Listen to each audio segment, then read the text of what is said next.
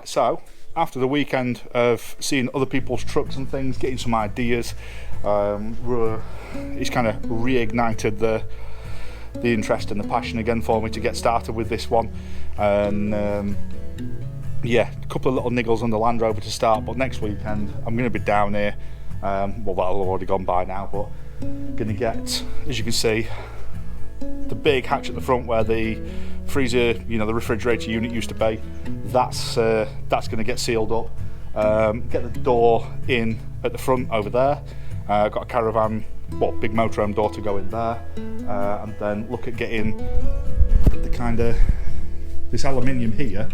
It's a little bit over engineered for what I need, but I'm going to run that up here, up there, bolt to, and then once that's bolted to, the bit that holds this out it'll be the capping that'll get glued on here, and then obviously it's fastened on the inside from both angles, nice and strong.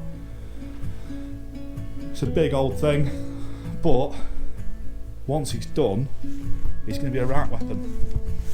As you can see, the box is that massive. No, you're not original if you crack a cow joke. It's been done a million times and the novelty's worn off.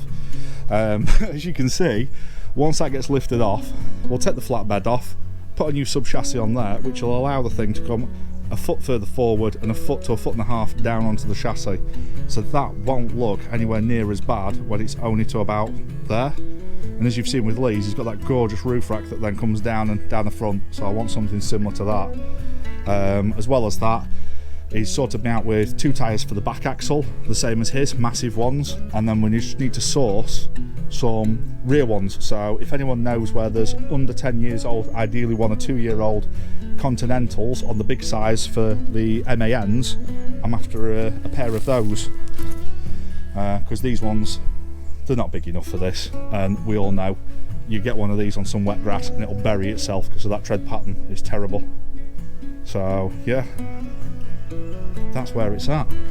It's looking a bit sorry for itself, but that's what happens when you park something up for 6 months, 9 months, something like that. And I know people wanted to see this one and I wanted to get it done, but the TV stuff took a precedent and getting the Land Rover reliable came first. So we'll get back on this. We'll get the thing repainted, looking at gloss black for the cab, gloss black for the living quarters. No, it won't make much difference for the heat in the back of it because it's that well insulated. Yeah, just murder it out basically.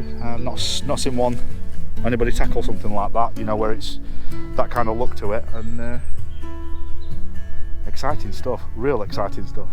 I know a lot of people would have either sold it or got cracked on with it, but when I got this, I got it at the right price. I bought this when the MOD was getting rid of all of them, and you know what happens, the price is really, really low when they sell loads off at once.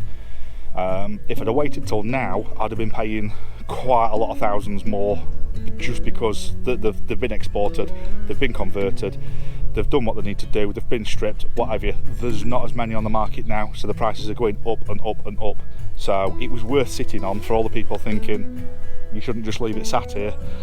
That's made more money sat here than money in the bank. So yeah, it's a bit backwards, but there is method to the madness. So there you go, it's just a little bit of a benchmark so we can see where we started from. It's not the biggest update in the world, but you can see the condition it's in. You can see that the body's just chucked on there. There's a lot of work to do, and there's a lot of work on the truck to bring it back up to looking good and get it mechanically reliable. So follow on, subscribe, give us a like, give us a comment, any ideas, things like that you'd like to see on it, and I'll see you on the next one.